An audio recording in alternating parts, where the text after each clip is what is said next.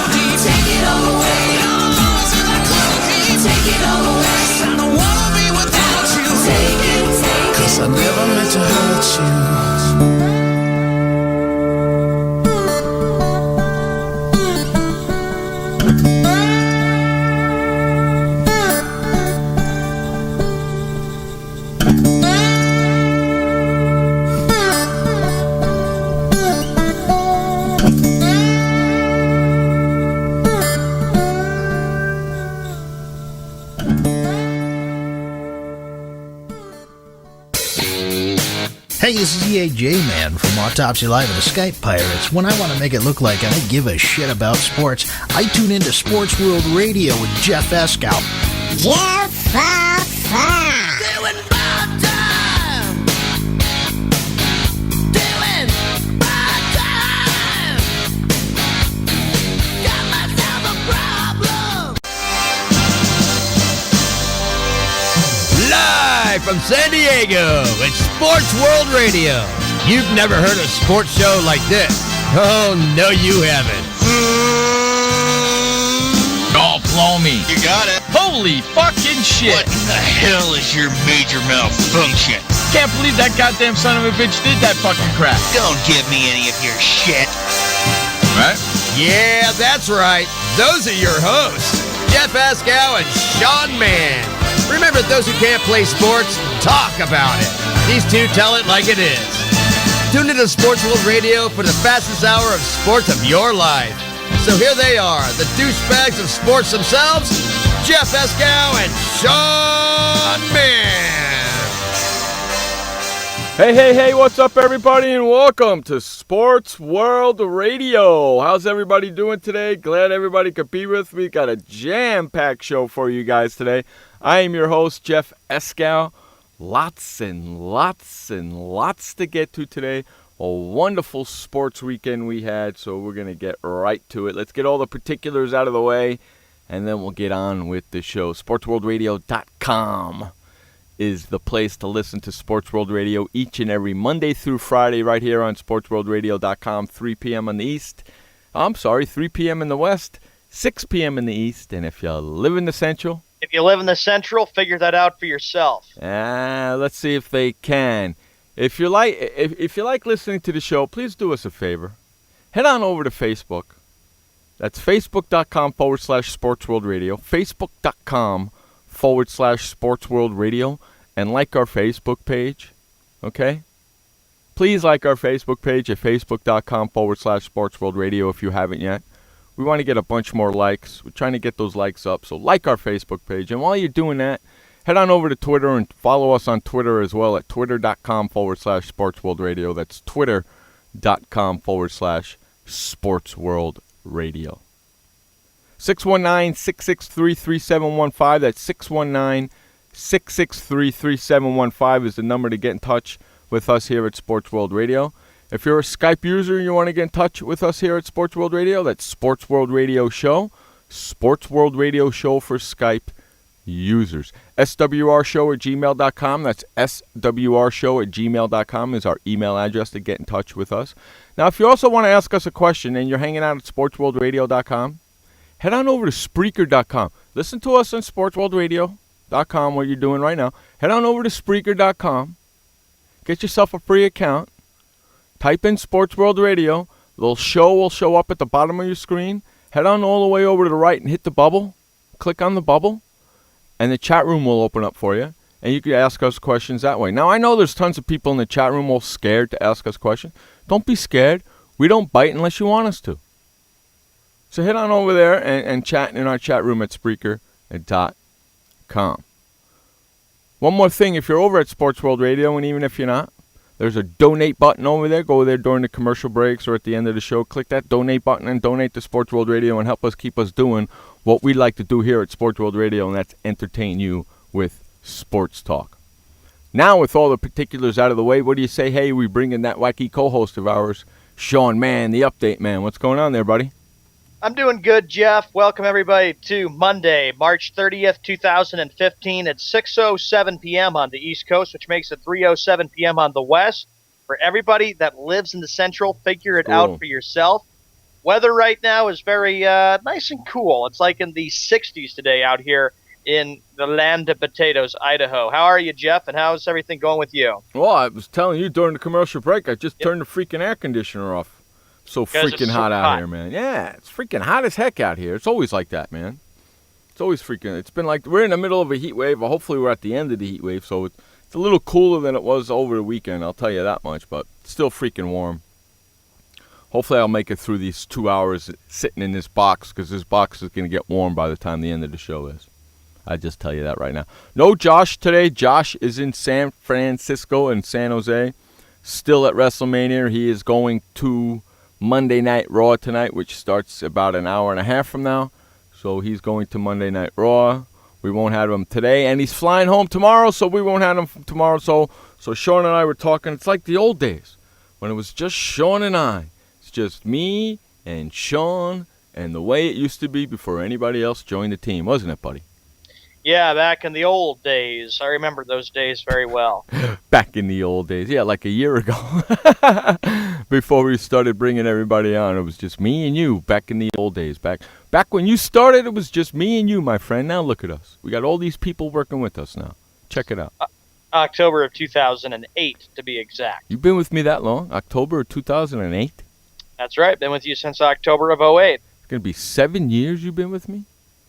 In October, that is correct. You've been putting up with me for 7 years. If you could put up with me for 7 years, dude, then I can put up with anybody. Damn Skippy right there. You're damn right. If you could put up with me for 7 years, you could put up with anybody for any amount of time. Because I'm not the easiest person to get along with, am I? Oh, yeah. I know perfectly well about those days. That's right. That's right. All right, so what do you say, man? Hey, how was your weekend? The weekend was good. Had a good weekend. Getting ready to close March out on a good note. We get ready to start April in a few days. The year is definitely flying. You know, I haven't spoken to Sean all weekend. In fact, the first time I spoke to Sean was about 5 minutes before we went on the air. Yeah, I had some things I had to do this weekend. I was busy with college. You're doing your college thing, huh, buddy? Yeah, just busy with that. Keep going strong with that in the show. All right, so what do you say we get going here? It is Sports Talk Radio for the next 2 hours, so let's rock and roll, my friend. All right, that'll be the first story we get to of the day. Let's start off with the NCAA tournament in a game that was classic yesterday. Michigan State, you were very lucky you won in overtime because a missed free throw by a Louisville player will haunt him for a long time to come. I can't believe Louisville lost.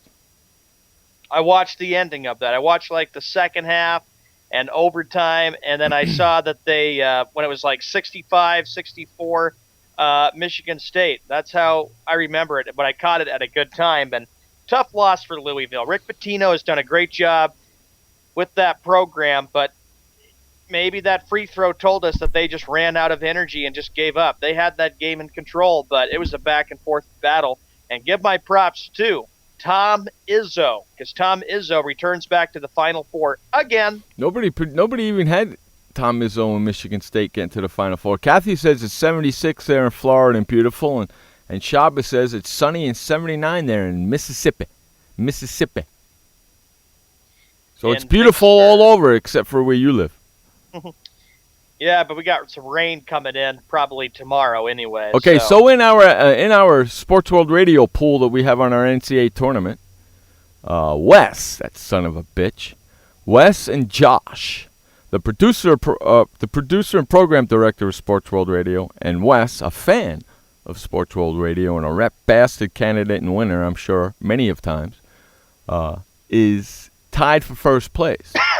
Sean, you're actually in the list in third, but really, in second because those two guys are tied for first. But really, actually, you're in third because one of them is in first and one of them is in second.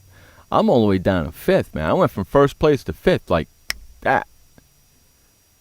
That was quick. All right, I believe Shab was all the way down there, or Saints fans. One of the Saints fans, my fascinating bracket, didn't even pick the freaking teams, man. How so about that? Michigan Andrew's State, in last they place. move on. Andrew's in last place. One of our baseball champions in our baseball league that we aren't doing this year because I'm just tired of doing it. The guy who always wins our fantasy baseball league, he's in 7th place. So he's not too good in basketball, but he's really good in baseball. I got tired of losing to him. That's why we're not doing it. Basically. And he happens to be a good friend of mine. And his name happens to be Jeff as well. Jazzy Jeff. No, it's not Jazzy Jeff. It's a different Jeff. How about that? Different Jeff. I know more than one Jeff, okay? Besides myself, my friend. The Spartans, though, as they move on to the Final Four, Tom Izzo, I give him props. He goes, quote, I'd like to tell you that I thought 5 different times this year that we were good enough to get to a Final Four, but I'd be lying to you, said Coach Tom Izzo, who described this as the best of 7 regional final victories he has enjoyed. Quote, but I think the burning desire to be in this Final Four, and they didn't want to be a group, did make it. I think it was more of a battle cry all year long. And I would agree with him about that. And with everybody saying that Michigan State was not going to be in the Final Four, That I didn't even have them in my tournament bracket for them to be in the Final Four. I give them a lot of props because they did a great job of holding off Louisville. Another tough loss for Rick Pitino, who's been a college basketball coach and NBA head coach for a long time. He needs to stay where he's at. You know that, right? I don't want Rick Pitino in the NBA. I don't want to see John Calipari in the NBA. Stay where you're at. Stay with the programs that you've done so well with. And, you know, it could have been close that it could have been Kentucky and Louisville for the national title game had Louisville beat Michigan State. And I kind of had a thought about that over the weekend, Jeff, saying, wouldn't it be great to possibly see Rick Pitino go up against the former team he took to the national championship, which was 1996 against Arizona, and that was the Kentucky Wildcats. That almost happened, but not enough. But I know that Louisville player is going to feel really bad for a long time with going right to the free throw line and missing a free throw that potentially would have won the game against Michigan State. Mm-hmm. So now, looking down the road, Jeff, Michigan State moves on, and they're going to match up against the team that destroyed Gonzaga. That would be number 1 Duke. I'm glad Duke won that game. I'm so glad Duke won that game. Do you know? Do you know? I didn't watch any basketball on Sunday. I thought you would. You didn't watch any? That's weird. Weird. I thought you would because this is one of the things you like to do is watch the NCAA tournament. I know, but I got screwed. You want me to tell you why? Why did you get screwed there, buddy? Because Saturday night, I didn't end up going to bed till about 7, 8 o'clock Sunday morning. I was up all night working. I got hooked on something. I was doing something, and I wouldn't let it go until I was finished, until I got it right. Pissed me off. I was working. I was doing something for the SWR shorts, and I wouldn't let it go away. I wouldn't stop until I finished it. And it was all of a sudden, it was like 7 o'clock in the morning. I'm like, oh, my God. So I went to bed. I woke up about 1:45, 10 to 2. Came into the studio, turned my computer on, and immediately put on WWE Network. Because I knew it was the WrestleMania was starting with a pre-show at 2 o'clock. Immediately. And didn't even put my TV on until an hour later. I looked over at my TV and I was like, oh, that's not even on. I put my TV on and muted the sound because I was watching WWE Network. I watched the WWE Network yesterday from 2 p.m. till 8 o'clock at night. 6 hours. 6 hours, and then you were enjoying the instead of enjoying the NCAA tournament. It was all WrestleMania for me all day yesterday. It was all WrestleMania for me all day yesterday. That's all I was doing all day yesterday. It was good, though, to kind of let you know that I kind of did something for you, which was to watch the NCAA tournament. Good job. I had, you know what? Then I'm flipping through the channels, and I'm going, wait a second, there's basketball on. So I had the game on, but I really wasn't paying attention to it. At all. Where I live here, a lot of people are pretty saddened about Gonzaga because Gonzaga is it's a great basketball program. I only live 45 minutes from Spokane, Washington, and Gonzaga is out of there. For Gonzaga, this has been their 17th consecutive NCAA tournament, but they've never been to the Final Four. They've gotten close many times. This is the closest they got, right? Was yesterday? Yeah, and the last time they went to the Elite Eight was 1999. So then they go there, and they go up against a Duke team that was just really physical, really, really tough. Good and Josh. Now you're going to be looking at a Duke team matching up against Michigan State, and I think that's great. Two classy college coaches going at it. Tom Izzo against Mike Krzyzewski. You couldn't ask for anything better than that. Everybody better be watching Saturday because I will be watching that game between Duke and Michigan State. You know, I'm looking at Josh's bracket right now because he's got Michigan State winning the whole thing. That is right. He does. Do you know something? He only missed one game in the East, Josh. One game. Every other game he got correct. He missed the Providence-Dayton game in round 1 in the East. That's the only game he got wrong in the East. Every other game he got right in the East. That's freaking crazy. It is crazy. He's got Michigan State against Arizona, and Arizona just lost. So, and he's got Michigan State winning the whole thing, correct?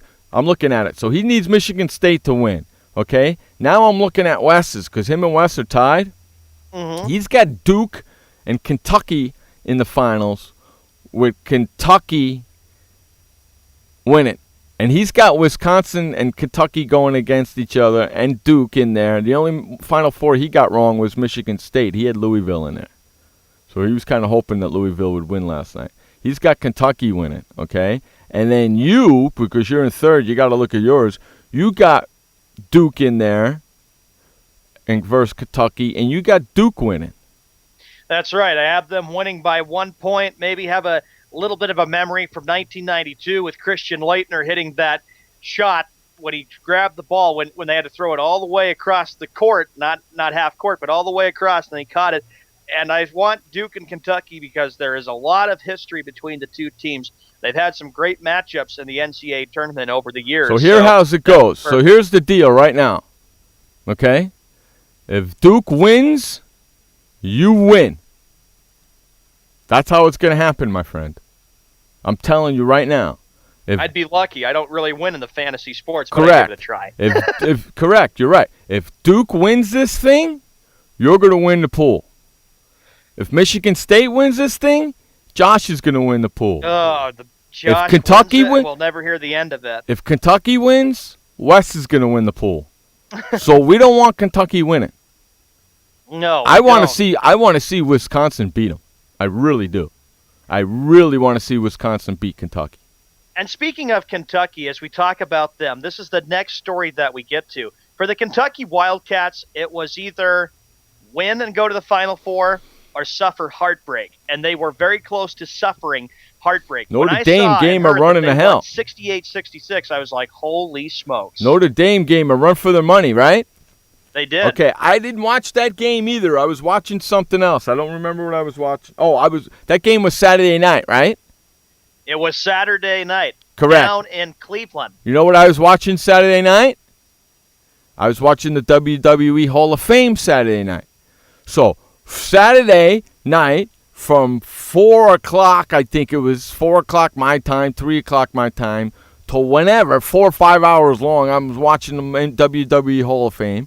And then all day yesterday I'm watching it. It was a whole WWE weekend for me here in the studio. I didn't watch that game, but I was paying attention to the score. And then when the score got late and it was tied, and it was really late in the game. I'm talking really late, about less than 45 seconds, I believe I turned the game on. The game was still tied. It was the only time I turned the game on, and then Notre Dame lost. I was like, damn it, maybe I shouldn't have watched the game at all for Notre Dame to win. I was just surprised that Notre Dame made it a game. I don't think anybody really expected it to be a close contest, but the Wildcats did get it done in the clutch. The Wildcats are 38-0, seeking to become college basketball's first undefeated champion in 39 years. Advance to the Final Four in Indianapolis next week, where they will meet number 1 seed Jeff, Wisconsin, and that should be a great matchup between Kentucky and Wisconsin next weekend. 2 number 1 seeds. That will be interesting to see what happens. And then I see Jeff Browning, Bastard. Did you like the WrestleMania, as you pointed out? I'm sure he did. And I'm sure, Browning, you were very excited to hear that Kentucky is in the Final Four and has a chance to go to the national championship, which is a week from today. I spoke to Josh when he got to San Jose. In fact, even when we did the show on Friday, because he was with us on Friday's show, Josh is still in San Jose. He won't be back till Wednesday. He's leaving tomorrow. He's attending Raw tonight. When we did our Friday show, and I don't know if you were here, Browning Bass, so you might have to go back and listen to it. In the second hour of our show, we brought Josh in, and we talked all about WrestleMania, and we gave our predictions. I believe that I predicted that Rollins would come out at some point and win the championship. And guess what happened? That's exactly what happened last night. Because that's the only way they were going to get the championship away from Brock Lesnar. The only way. And now you got a pissed off Brock Lesnar. Are you kidding me? The crap is really going to hit the fan tonight. Because I'm sure he's going to be wherever he's going to be there tonight. Exactly. And that boy, when he gets mad, forget about it. 23 minutes after the hour on this Monday, March 30th, 2015. So, yeah, I enjoyed it. It was a whole Wrestling Mania weekend for me. I watched the freaking...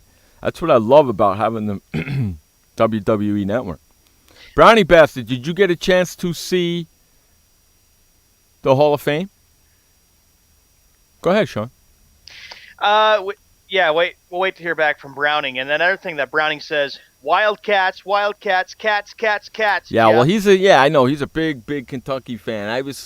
I do not want to see Kentucky win. I want to see him lose that one. I like John Calipari. I've always been a Kentucky Wildcat fan, but I want to see him lose. And I think that matchup, now I know, Jeff, you'll be watching this weekend to see what happens for the Final Four between Wisconsin and Kentucky. I think this is going to be you talk about Notre Dame, Wisconsin will be even a bigger threat because this is 2 number 1 seeds. John Calipari better have a good practice with the players this week and say, hey, you know what? We only won by 2 points. We need to play a lot better against a very tough and a very good Wisconsin team. And speaking of Wisconsin Bucky Badgers, they defeated Arizona, number 2 seed, on Saturday night, 85-78. And that was a close game, too. It was a close game. There was a lot of close games over the weekend, wasn't there? There was tons of them, wasn't there? And that's what March Madness is all about. You know, it's the tournament, it's the playoffs. Whoever you win, you go on, and if you lose, you head home, and then you have to try to work on getting back to the big dance to March Madness for next year. Yep. Wisconsin, Jeff, is 35-3. They denied the Wildcats 34-4 a Final Four berth for the second straight year. Jeff, do you think this is it? Do you think Wisconsin can upset Kentucky? Do you think they have enough to challenge them and knock out the only undefeated team? I hope so. I think Wisconsin can do it. Like I said at the beginning, before this whole thing started, I said there was 2 teams that have a shot of doing it. It would be Arizona and Wisconsin beat Arizona. So look, I'm hoping Wisconsin can knock them out. I think they can. I really do think they can. I think they can too, and it's going to depend a lot on what happens on Saturday night. For the Bucky Badgers, Kentucky, of course, they narrowly beat Notre Dame. The Wildcats opened as a 6.5-point favorite in their national semifinal rematch with the Badgers, according to the Wynn Las Vegas Sportsbook. Because all the people in Vegas, probably to the President of the United States, everybody is going with the Kentucky Wildcats. Right. Everybody and their mother picked them. That's why I didn't pick them, because if you pick against them and they lose, you win. And it's amazing, too, what John Calipari has done with this Kentucky program. It's probably his mindset was, okay, I'll come here, I'll turn this whole program around and bring Kentucky Wildcat basketball back to the Bluegrass State, and that's exactly what he did. Well, and you know what? Like Browning says, you know the Badgers are on a mission because of what happened last year, to get paid back from last year. So, you know they're on a mission. That's right, Browning, and you should take the Bucky Badger seriously, because whenever a team loses in a season and then they have a rematch, then the pressure's on the team that beat them in the season, because then that other team that lost in a playoff and has a rematch with them, they, of course, remember that, and then they're ready to play in the playoffs and get their revenge and win the game that counts, the playoffs. Bucky Badger. That's a funny name. The Bucky Badgers. Bucky Badger. Right. And, Jeff, your thoughts about Michigan State and Duke for Saturday night, this upcoming Saturday? I'm going to be rooting for Duke. Me too. I'm going to be rooting for Duke, no doubt about it. Bucky and how Badger. about it, Krzyzewski against Izzo? Krzyzewski against Izzo. Well, he went up against Patino. Now he's going against Krzyzewski. I mean, you got 4 awesome coaches in this freaking thing. That's right. You know? 4 awesome coaches. So 4 college coaches that have turned programs around, taken teams deeper into the tournament. And, of course, Calipari has had the experience with Memphis. He took them in 2008 to the national championship. And, of course, they lost in heartbreak to Kansas. You had Krzyzewski, who's had an incredible run, starting off with his career at West Point, and then he comes to Duke. And remember, I did a story about how he got his 1,000th win as a college basketball coach and how he's been there since 1980, and he's taken Duke very far to a lot of national championships, 86 and 91 and 92, and then 99 and 2001. So he's had the experience with that. And Browning says, I got Michigan State upsetting Duke. Figures, Browning, because you don't want to see that rivalry between Duke and Kentucky. no, you don't. I mean, I do. I do. I want to see it, man. I know he don't, but I want to see it. Right? I do too. I want to see it, man. I want to see it big time. Big time. Browning, how bad are you going to feel? Suppose it happens. The Bucky Badgers upset number 1 seed Kentucky. I would not even want to be around you or Kenny C, because I know you and Kenny are diehard Kentucky fans. Let's see Michigan. Let's see Wisconsin. And you know what? I'm okay seeing Wisconsin or Duke or Wisconsin and Michigan State. Right. Because as soon as Kentucky gets knocked out, there goes Wes. He's done. Wes won't have very much to say. Right. So as soon as that happens, I'm going to enjoy that. Hey, you know what? Let's run to our first update of the day. You're listening to Jeff Escow and Sean Mann on Sports World Radio. We'll be right back. This message brought to you by FEMA. Stay fire safe this winter. Turn portable heaters off when you go to bed or leave the room. Keep anything that can burn at least 3 feet away. Plug portable heaters directly into wall outlets. Inspect and replace damaged cords, broken outlets, or loose connections. Use portable heaters with an automatic shutoff so that if they tip over, they turn off. Only use portable heaters approved by a recognized testing laboratory. Learn more at www.usfa.fema.gov. Did you know that just 30 minutes a day of physical activity can improve your health and decrease your risk of heart disease? For every hour of regular, vigorous exercise, you gain 2 hours of life expectancy. So start walking for yourself and for your heart. Start walking with your family. You'll feel better. Start walking in your community. You'll lead happier and healthier lives. Start walking. Start something. Join the movement today. For more information on the American Heart Association's START program, visit startwalkingnow.org and start walking. Start something. This message brought to you by FEMA. Home fires occur most often in winter. Keep anything that can catch fire at least 3 feet from heating equipment. And never use an oven to heat your home. Stay in the kitchen when frying, grilling, or broiling food. Turn space heaters off when you leave the room or go to bed. Make sure all vents are clear of snow and ice to allow carbon monoxide to vent outside. Have your furnace, heating system, and chimneys serviced each year by a qualified professional. Learn more at www.usfa.fema.gov. Hey everybody, this is Sky. And when I want to know what's going on in the wonderful world of sports, I tune to Sports World Radio.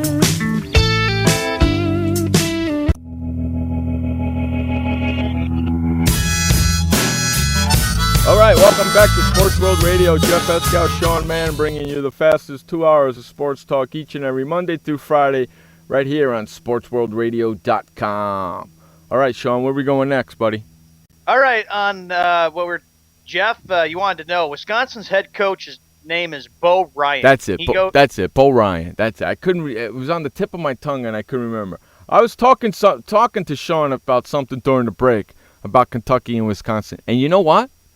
I'm not going to repeat myself. Me either. That conversation right there is going to be for the people who join SWR Sports Shorts, which will be coming out this Friday.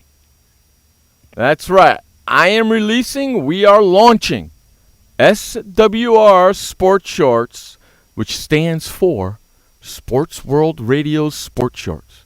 SWR Sports Shorts are coming out this Friday. We are launching it this Friday. So you'll be able to hear all the conversations that Sean and I have during the commercial breaks, and whoever else happens to be on the line with us during the commercial breaks, you'll be able to hear all those conversations. No holds bars. Anything we say, we curse during the commercial break, so there is a disclaimer. Plus, there's a disclaimer on the page when you go there. You got to be 18 years old to get it because, man, we are cursing during the commercial breaks. Okay, so that's you got to be, it's adult content during the commercial breaks. So that's coming out this Friday. So get ready for SWR Sports Shorts. It's going to be a lot of fun. I have the whole membership all set up. It's all ready to go. It's going to be a blast. So get ready. I'm launching it this Friday. What were you going to say, Sean? I was just going to say, since you had to make that big announcement to the public, Browning says this. He said something like, "Shut it, Sean. I don't want to hear it right now. It's too early. LOL." Well, I'm not going to say anything because that was part of the discussion during the commercial break. That's right. So I'm not going to say nothing. anything either. You have to find out for yourself. That's right. I'm not going to say nothing to that because that was part of the discussion during the commercial break. I didn't even want you to bring that up. They got lucky with that. All right. Yeah. So, hey, you know something? While I was talking to you during the commercial break, you know what? It came across my computer? Really quick. This is only 19 minutes old. This just came out. Former NBA star and former St. John's player Chris Mullin has just become the head coach of St. John's. Wow. Whoa. Okay, Chris Mullin, former St. John's player, former NBA player, has just signed to be the head coach of St. John's. Now, he has none, zilp, zitcho. He has never, ever coached at any level, nor does he have any experience recruiting. He doesn't have the experience, but since he used to play with St. John's, hopefully he can figure out a way to turn that program around.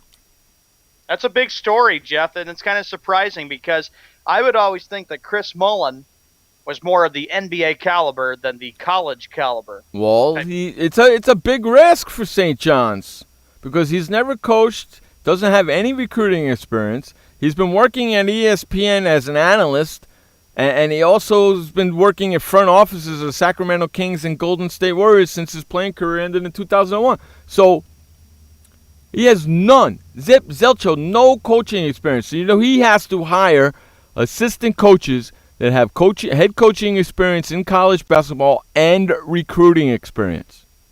And he better hire assistant coaches that live in the New York, New Jersey, and New England area so he can get players from there.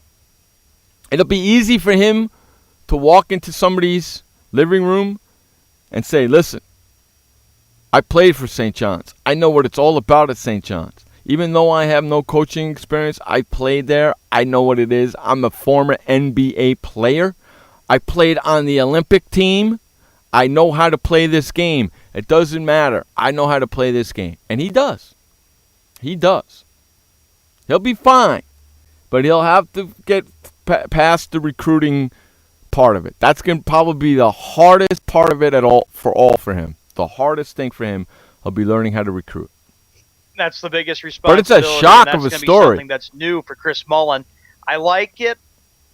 I just hope that it works well for him, and hopefully he can learn a lot about what it's going to be like to be going from the NBA level now down to the college level. And they're calling it a boom or bust hire if there ever was one. I like that. That's a good way to look at it with Chris Mullin, Jeff, because since he has not a lot of experience and not a lot to do with the recruiting process, then that is a big concern for the St. John's program. It is. Oh, no kidding, my friend. No doubt. No kidding. If you don't think so, come on.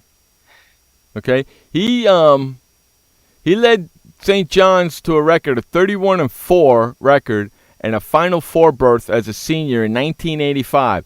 He was the 7th pick overall in 1985 in the NBA draft. Made 5 NBA All-Star teams and was the original member of the Dream Team, and that's what I was just talking about.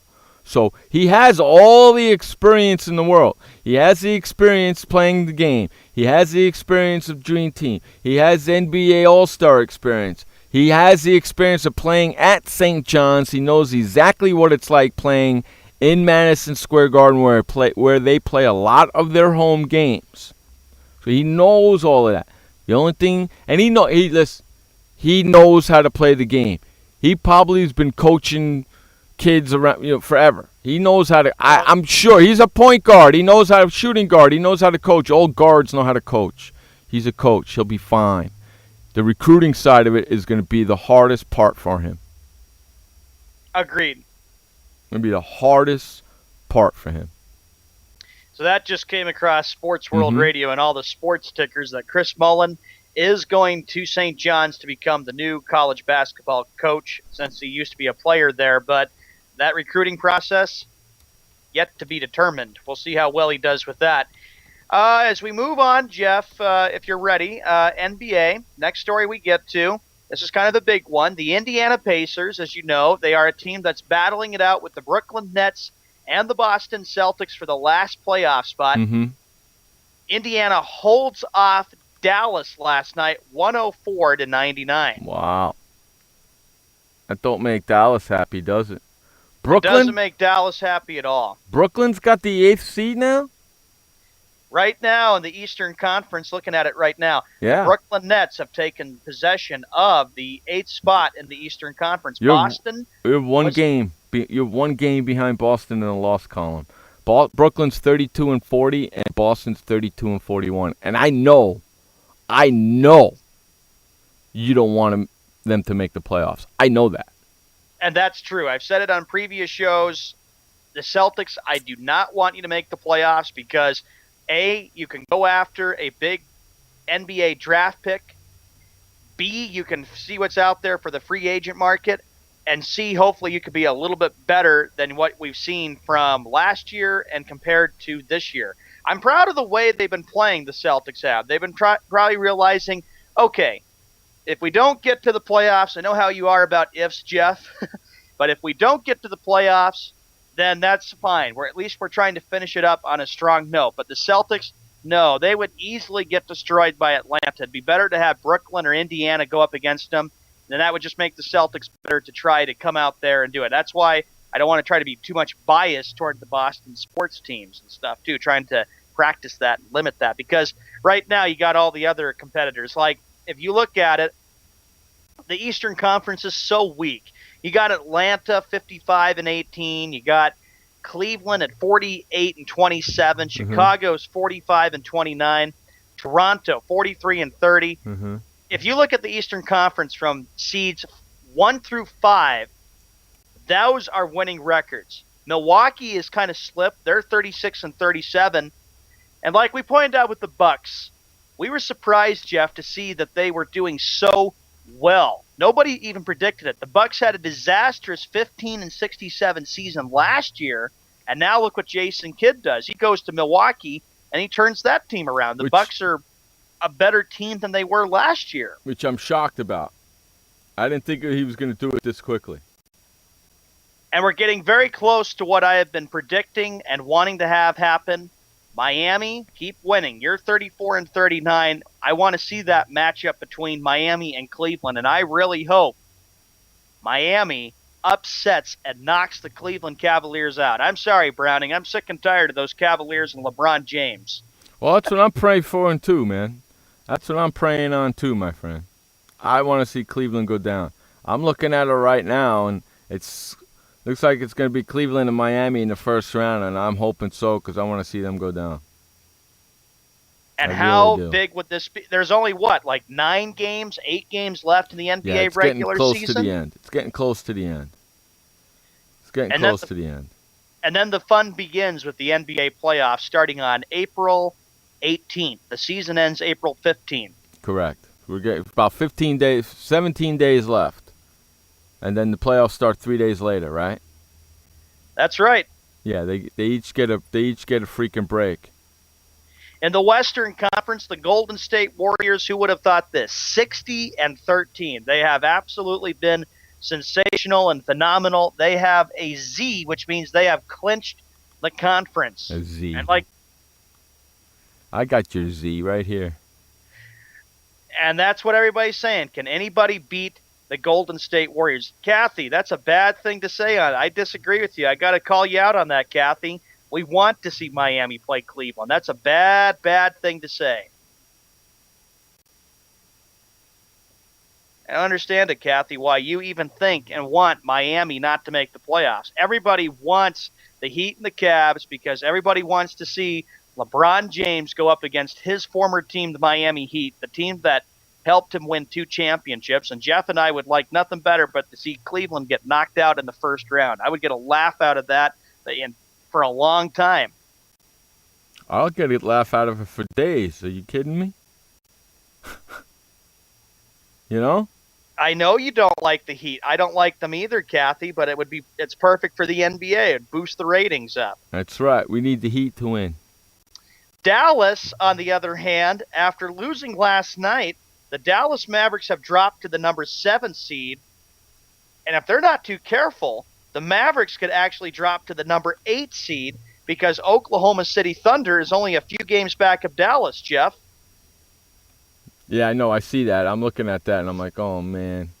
Well, yeah, they're only they're 3 games back in the loss column, Oklahoma City, and 3 games in the loss and 3 games in the win. So they're like 6 games behind them. So they're not going to catch them. I got to add a little bit more about Dallas, Jeff. We have to go to the first update of the day. Right. You want to give your little bit more thoughts first, and then we'll go to the update?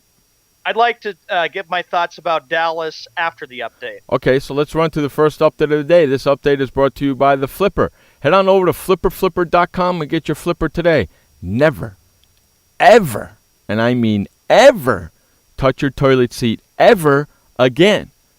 The Flipper attaches to the underside of your toilet seat, a little handle that sticks out, and you never ever have to touch your toilet seat ever again to flip it up or flip it down. It's The Flipper, and it's at flipperflipper.com. That's The Flipper at flipperflipper.com. Take it away, Sean Mann, with the first update of the day. All right, Jeff, welcome everybody to the first of 2 updates for Sports World Radio. We're 45 minutes after the hour. It is Monday, March 30th, 2015. In the National Hockey League, here's what we got. We got the Lightning taking on the Canadiens, Canucks at the Blues, Kings at the Blackhawks. That game is on the NBC Sports Network. Flames at the Stars, Oilers at the Avalanche, and Sabres taking on the Coyotes. In NCAA tournament, the Final Four is all set for Saturday night. And, of course, the national championship is on Monday. Here are the 4 teams left that have a chance. There's going to be 2 of them out of these 4 that'll be playing for the national title. On Saturday, actually, here they are. Saturday, it'll be Michigan State taking on Duke and Wisconsin taking on number 1 seed Kentucky. Major League Baseball, with spring training winding down, and we got the opening night coming up on Sunday night and opening day a week from today. Here we go. Bottom of the 9th, the Indians lead the White Sox 4-1. Athletics 11, Rockies 2, Royals 9, Rangers 5.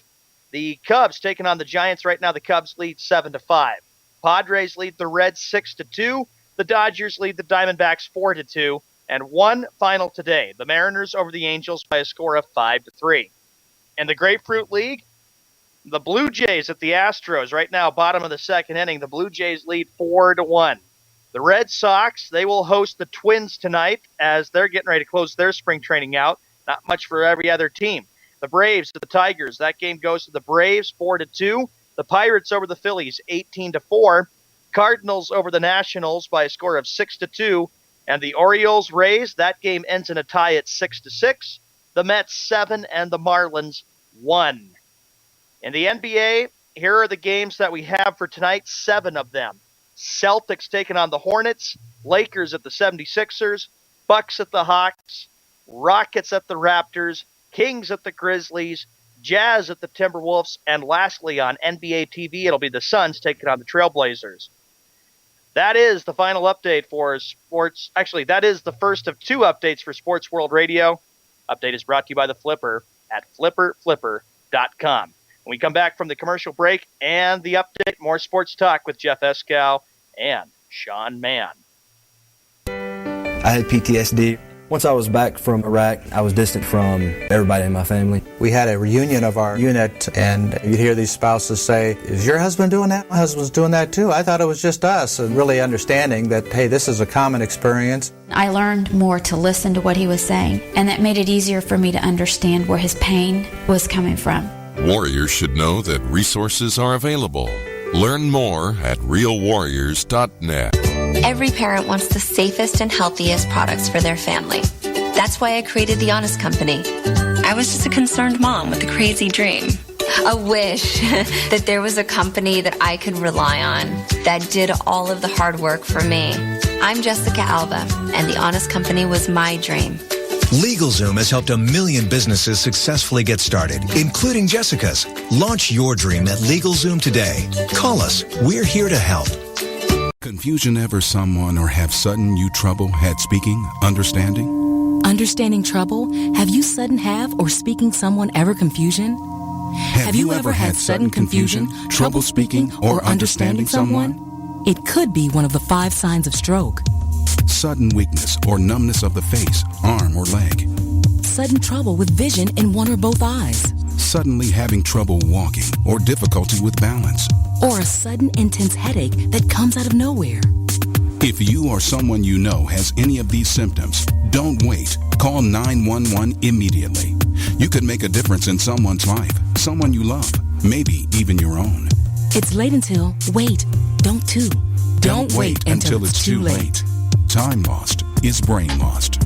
Find out more at powertoendstroke.org. Brought to you by the American Heart Association, American Stroke Association, and the Ad Council. Hey everybody, this is Sky. And when I want to know what's going on in the wonderful world of sports, I tune to Sports World Radio.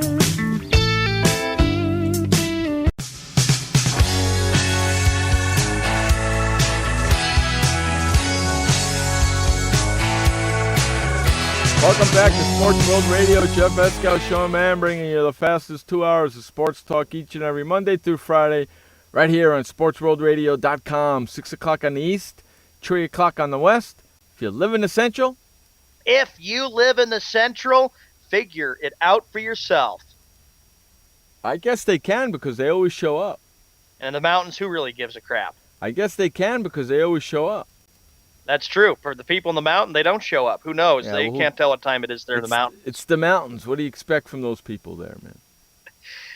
When we last left off, Jeff, I have a little bit more to add about the Dallas Mavericks. This is a big situation for them. Not only did they lose against the Indiana Pacers, the next game, Jeff, for the Dallas Mavericks is Wednesday, April 1st, the Dallas Mavericks at the Oklahoma City Thunder. Okay, but it doesn't matter because Dallas Mavericks are up 6 games over Oklahoma. 6 games, dude. 3 in the win and 3 in the loss.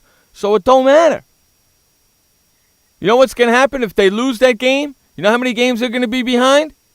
5. Exactly. So it doesn't matter. For the Dallas Mavericks, though, there's one thing that does matter.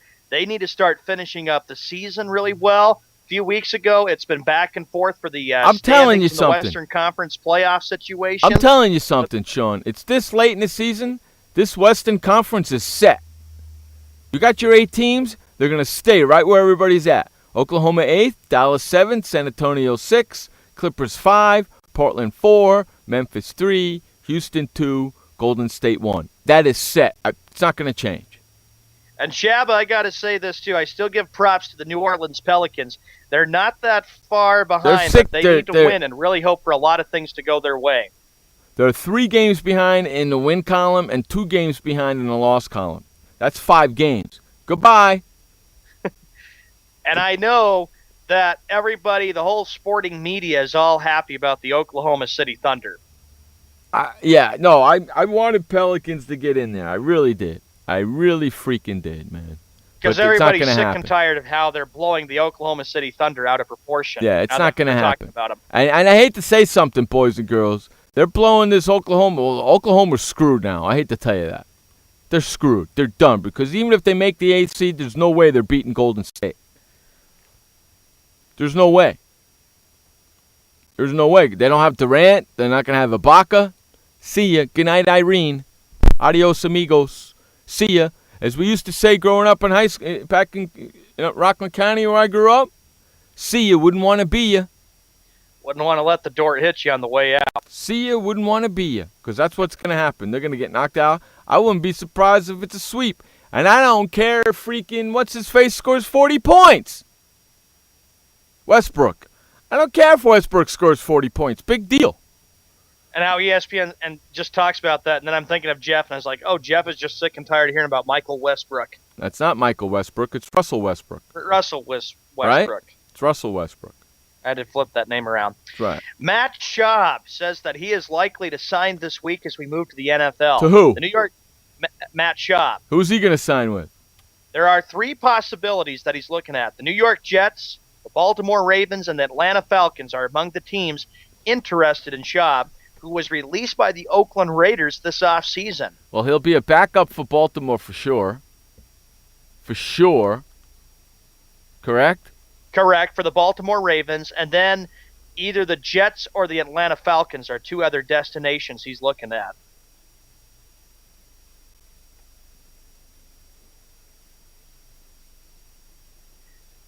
Hey, did you hear this? Cleveland Browns got fined $250,000, and their GM, Ray Farmer, suspended for the first 4 games of the 2015 season for using electronic devices during games in 2014. Darn, I was just going to get to that. Yes, I did see that right now. I'm way ahead of you. I'm way ahead. How crazy is that? It can happen. How crazy is that? What the hell's Cleveland going on Browns here? Busted. Unbelievable. He was texting during games. That's the Browns general manager, Ray Farmer. Well, who was he? Pointed out. Was he texting his daughter during the game? I have no clue. See, that's the thing. They don't tell you who he was texting. If I'm texting my daughter during the game, do you really think I'm talking about the game? Probably something else that's very personal, I guess. I don't know. Dumbasses. So for the Cleveland Browns, though, they, of course, deal with suspension again. Remember, it was a few years ago that a Browns player got suspended for another bad situation. You want to hear another bad situation? What's that? The Atlanta Falcons were fined $350,000 and stripped of a 5th-round pick in the 2016 NFL Football League draft on Monday for using artificial crowd noise for the past 2 seasons. This is nuts. That's crazy. What the hell is going on in the NFL? You got players getting busted for texting. You got the Falcons getting busted for this. It's just getting ugly. Hey, Roger Goodell, your league is turning into the NFL cheat league. And Mark Cuban will have something to say, saying, see, told you, with everybody getting busted and in trouble, you're going to see the popularity of the NFL in decline in the 2020s. And what I want to know is, why did it take you 2 years to figure out that they've been pumping freaking crowd noise into the stadium for 2 years? I don't know. And to be honest with you, Jeff, I'm really fed up with how the NFL has been. I said the NFL is screwed. That's what I said in the chat room, and it's true. The NFL is becoming a not-for-long league with everything that's going on. Maybe a no-football league is what we could call it. The NFL no football league. Unbelievable. I mean, you got the Patriots quarterback jumping off cliffs into water, maybe possibly hurting himself. You got the Falcons being fined $350,000 and losing a 5th-round pick in the 2015 draft for pumping crowd noise into the building for 2 years. Okay? You got the general manager of the Cleveland Browns being suspended for the first 4 games of next year for using an electronic device during games last year. And the Browns fined $250,000 for that happening. What the hell is going on? The longer that Roger Goodell stays on in commissioner, the more that the NFL begins to get screwed a lot more. I just don't get it. If you were commissioner, Jeff, and I know how you are about ifs, like I pointed out earlier, wonder how you would deal with this as commissioner of the NFL. First of all, I need to find out who the GM was texting and why he was texting. That's the first thing, because if he was talking to his daughter or his wife or his kids or something like that, or a family member, I don't think he's talking about the game. But if he was talking to another GM or somebody like that in the NFL, then we got a problem. So that's the first thing is first. Okay? That you got to find out. That's first. And I'm sure they did their due diligence to find out. But you never know with them. The second thing is, why did it take the NFL? Obviously, it took them a long time. Why did it take them so long to figure out that the Atlanta Falcons were pumping crowd noise into the building for 2 years? How come it took them that long to find out? Because Goodell probably sat on his duff and didn't do anything about it. Look what Laura says. I like what you say there, Laura. What is silly is that this crap was known. Absolutely. And why did it have to take so long for the NFL to investigate it? Okay, here's a little piece of the article. Okay? The NFL announced Monday that it had fined the team $350,000, stripped away a draft pick, and suspended team president Rich McKay from the league's powerful commission committee for at least 3 months after the Falcons conceded pumping artificial crowd noise into the Georgia Dome. For owner Arthur Blank, the whole episode has been a huge embarrassment on top of firing longtime coach Mike Smith after last season and dealing with criticism over a pricey seat licensing plan to help fund the team's new stadium. What took place was wrong and nowhere near the standards by which we run our business, Blank said in a statement. Anytime there's actions that comprise the integrity of the NFL or threaten the culture of our franchise, as this issue did, they will be dealt with swiftly and strongly. Now let me ask you a question. As the owner of the Atlanta Falcons, Arthur Blank, didn't you know that the noise was being pumped in for 2 years? And you waited around and let it happen, knew it was going on, and now because you got caught, now you're saying this crap? That statement don't mean crap to me. What took place was wrong and nowhere near the standards by which we run our business.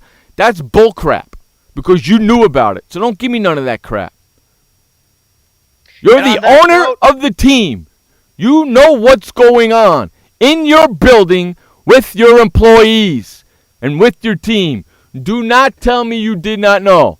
The league also said Rodney White, the team's former director of event marketing, was directly responsible for the violation and would have been suspended without pay for the first 8 weeks of 2015 regular season had he still been with the club. White, who coincidentally has the same name as one of the team's top receivers, was fired by the Falcons after the issue came to light. So basically, Arthur Blank used Roddy White as a scapegoat. Because you can't tell me that Roddy White did that on his own. On that note, we got to run to a commercial break. We have some more stories to get to right after this commercial. We'll be right back. You're listening to Jeff Escow and Sean Mann on Sports World Radio. Storms move fast, so we use the best technology. That includes Bosch Icon wiper blades. They're beam blades with memory tension springs and an aerodynamic design, which means they fit the curve of the windshield. Bosch Icon wiper blades wiped our windshield clean and outlasted any other blade we've used. In my opinion, the Bosch Icon wiper blades are the best blades out there. Bosch Icon wiper blades, how storm chasers clear the way. Confusion ever someone or have sudden you trouble had speaking, understanding? Understanding trouble? Have you sudden have or speaking someone ever confusion? Have you ever had sudden confusion, trouble speaking, or understanding someone? It could be one of the 5 signs of stroke. Sudden weakness or numbness of the face, arm, or leg. Sudden trouble with vision in one or both eyes. Suddenly having trouble walking or difficulty with balance. Or a sudden intense headache that comes out of nowhere. If you or someone you know has any of these symptoms, don't wait. Call 911 immediately. You could make a difference in someone's life, someone you love, maybe even your own. It's late until wait. Don't too. Don't wait until it's too late. Time lost is brain lost. Find out more at powertoendstroke.org. Brought to you by the American Heart Association, American Stroke Association, and the Ad Council. Hi, I'm Montel Williams. Most of you know me as a talk show host, but I'm also an author, actor, single father of 4, a fitness writer, avid snowboarder, and I'm also a medical marijuana patient.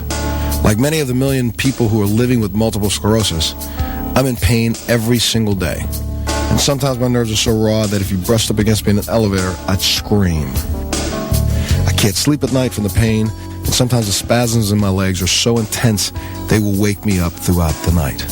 I've tried the strongest prescription medications available, and I'm going to tell you, they do not work. In fact, they leave me in a stupor, and most of the time, it's impossible to even live your life. Now, I've tried medical marijuana, and I'm going to tell you something, it works. If you'd like more information about medical marijuana, you can contact the Marijuana Policy Project at mpp.org or call 1-877-JOIN-MPP. Hey everybody, this is Sky, and when I want to know what's going on in the wonderful world of sports, I tune to Sports World Radio.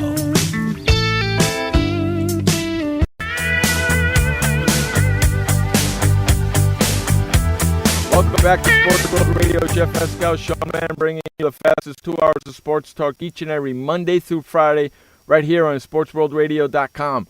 3 p.m. on the West, 6 p.m. on the East, and if you live in the Central, If you live in the Central, figure that out for yourself. I don't know if you can, kids.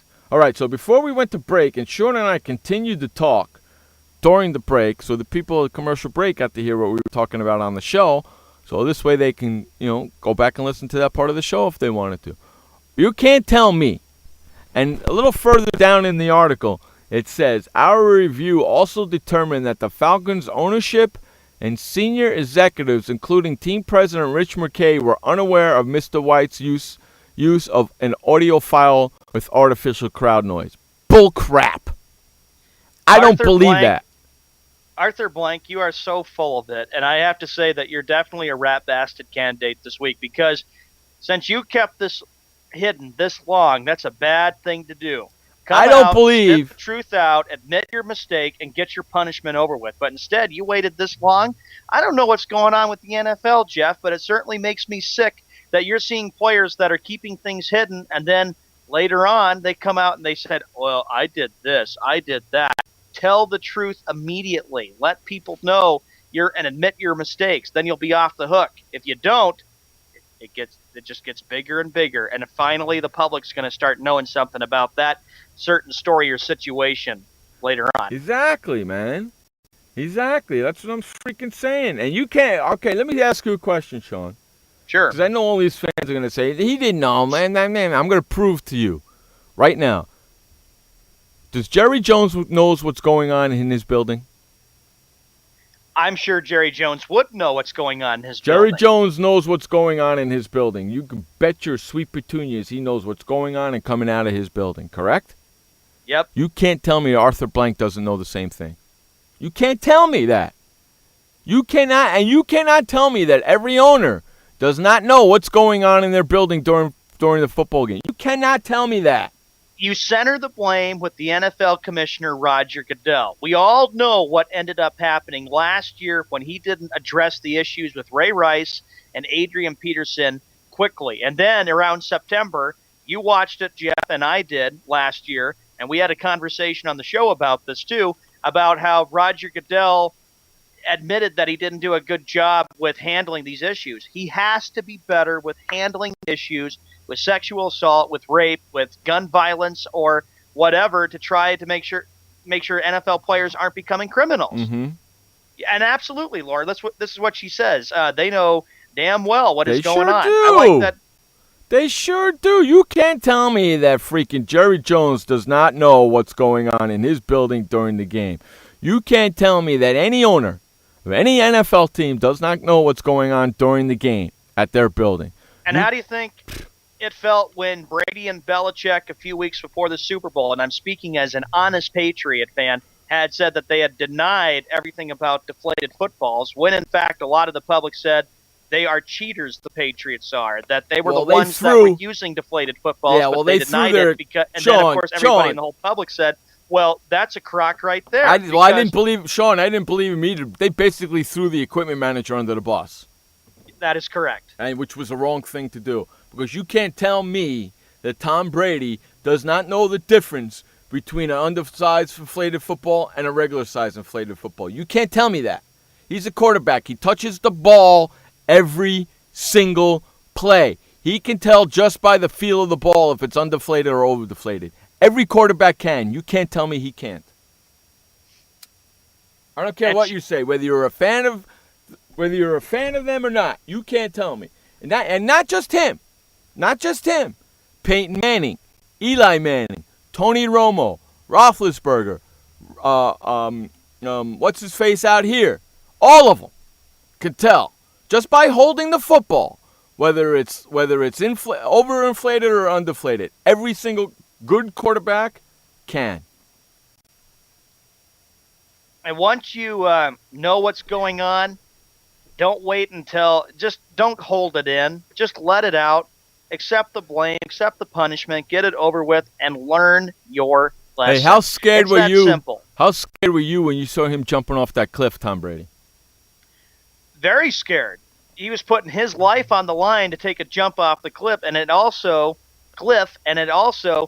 had a big impact with Patriot fans. A lot of them were very concerned about what he was trying to do, and it shocked a lot of them. Shabbat goes this: the NFL front office has more tools in it than Home Depot. Good point. The next story I get to, Jeff, why the expanded playoffs are on hold. NFL Commissioner Roger Goodell and the team owners wrapped up their annual meetings quickly Wednesday morning, but they left plenty of decisions to be made at the spring meeting in San Francisco in May. Now, here's what Goodell said, quote, several factors went into the decision to at least postpone the expanded playoffs, Goodell said. Some of them would be on the competitive side.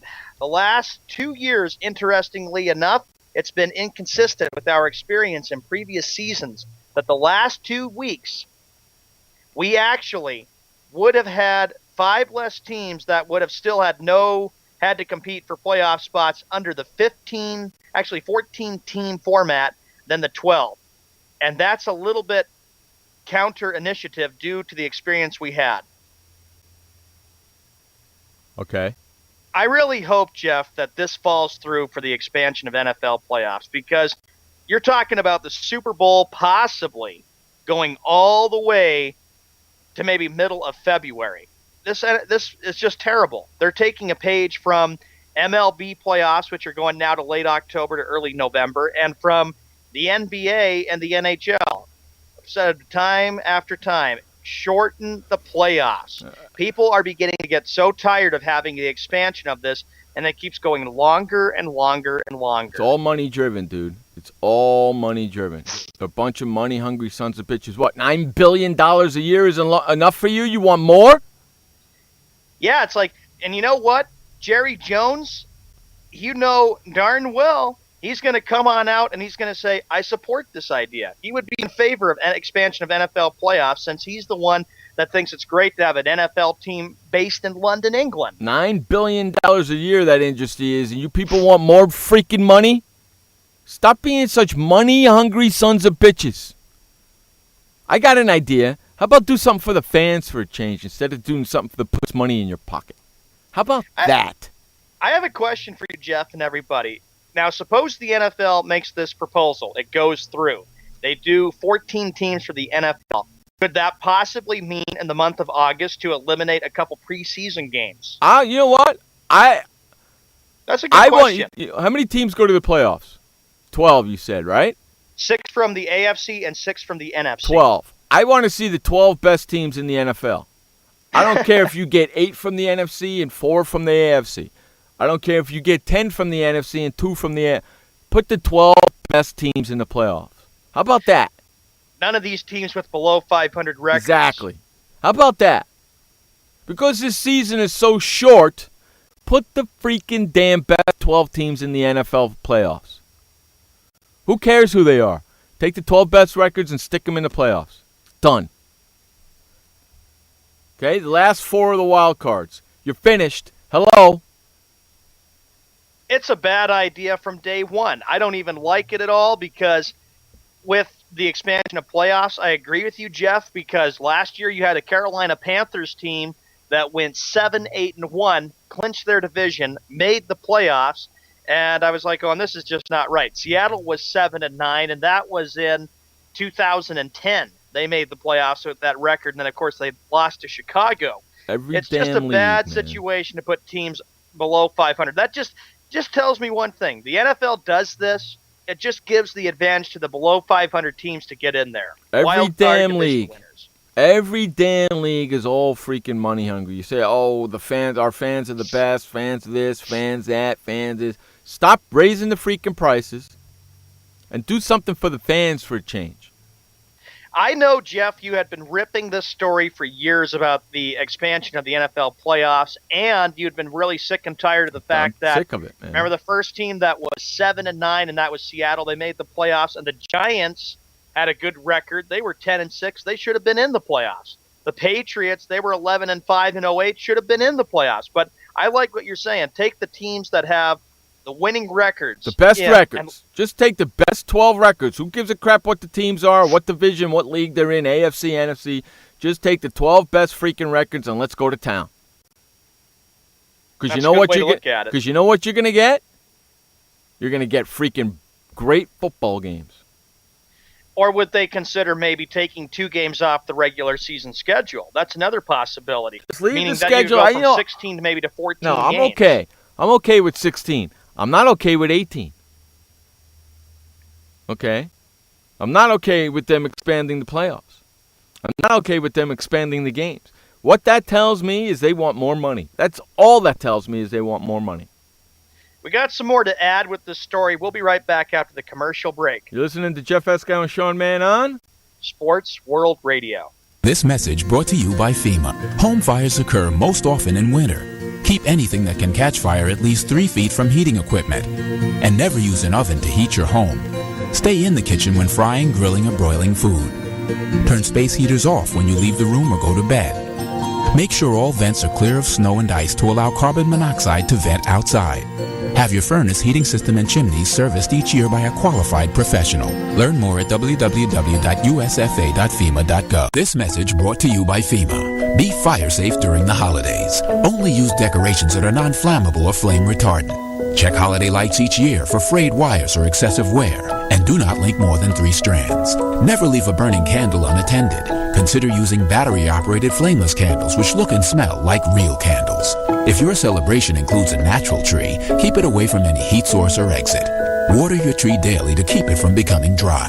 Learn more at usfa.fema.gov. What kind of person gets to work in the sunshine instead of an office? This kind of person. I am the new way to work. I do have an office. I'm just not chained to it.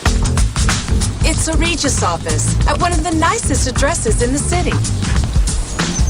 I don't have a lease, so I don't have to budget for stuff like phones, IT guys, and artwork for the lobby. Instead, I pay one low monthly rate that gives me a beautiful lobby that impresses my clients, a friendly receptionist, a fully furnished office, a place to meet, and a place to brainstorm with my fellow new way to workers. We wonder why more people don't realize that the new way to work is the best way to work. I come here because I want to, not because I have to. I am the new way to work, and I'd like you to join me.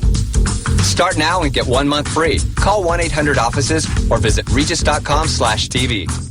Hey everybody, this is Sky, and when I want to know what's going on in the wonderful world of sports, I tune to Sports World Radio.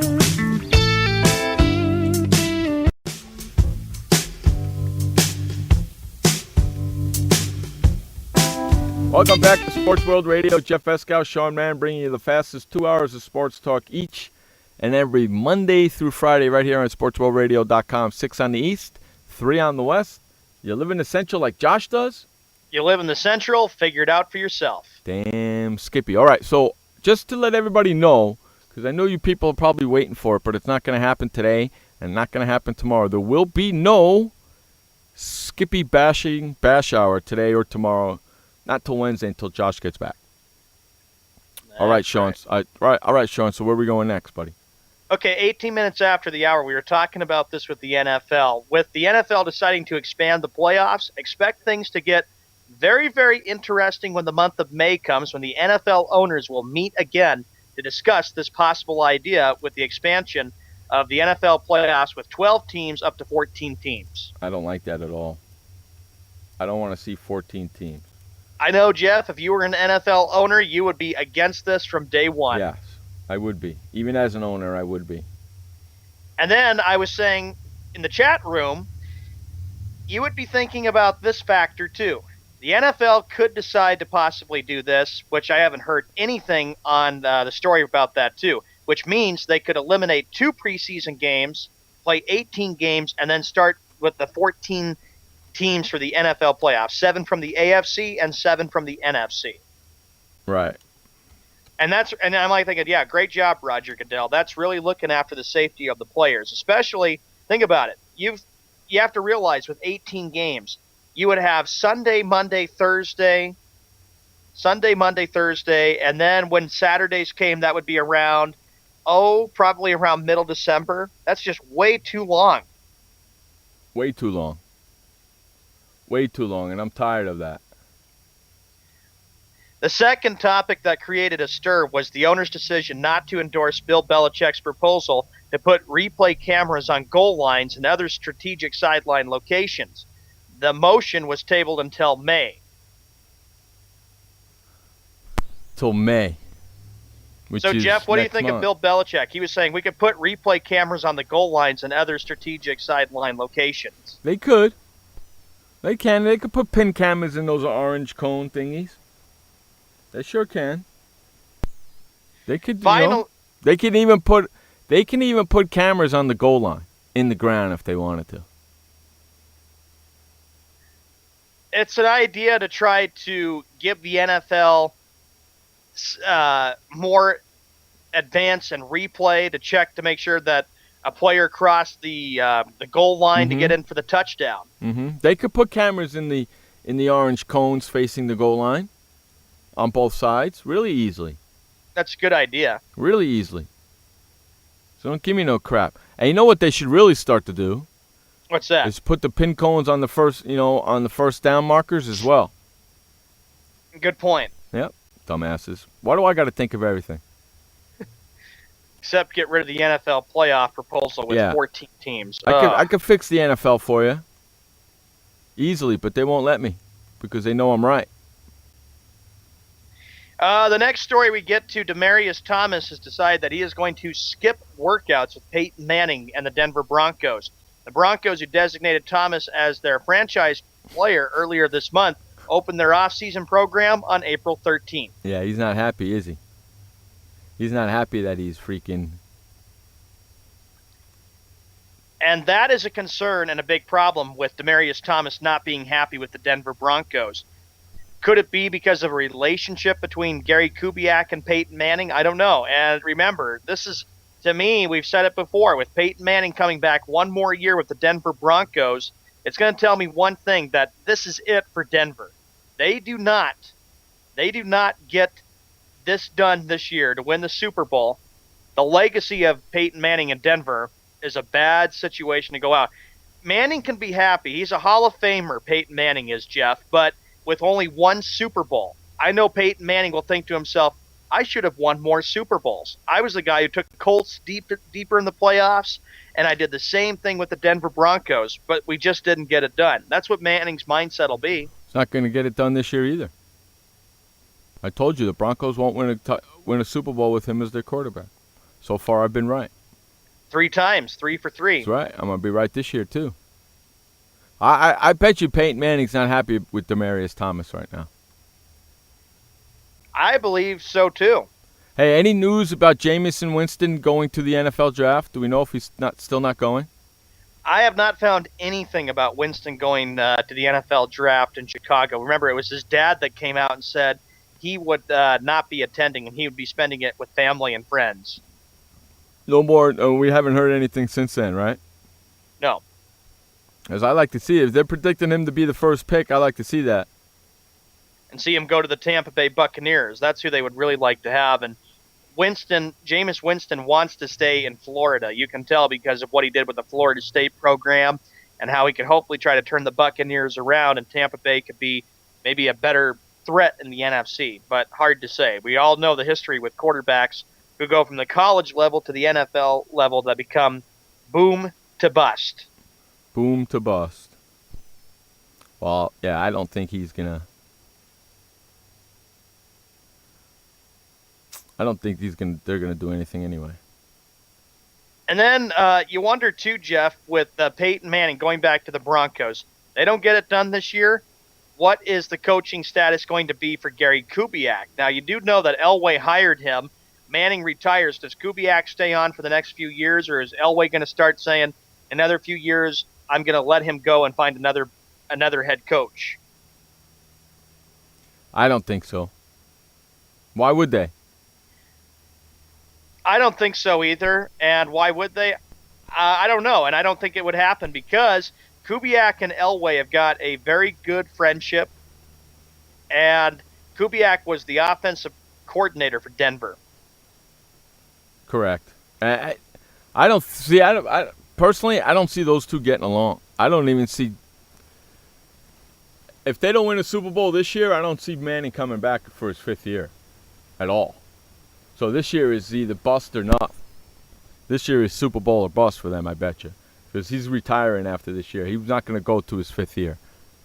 Yeah, and he just turned 39 years old Exactly. 6 days ago. So there's a lot of speculation. Does he have enough in him to get Denver over the hump? And everybody's got to learn a whole new offensive system now. Come on. They're going to probably do half and half Kubiak, half Peyton. So, come on. I don't see them being as good as they are, even if they got Peyton. Who cares? The Omaha man. Yeah, who cares? Even if you might not hear any Omahas this year because it could be a different language.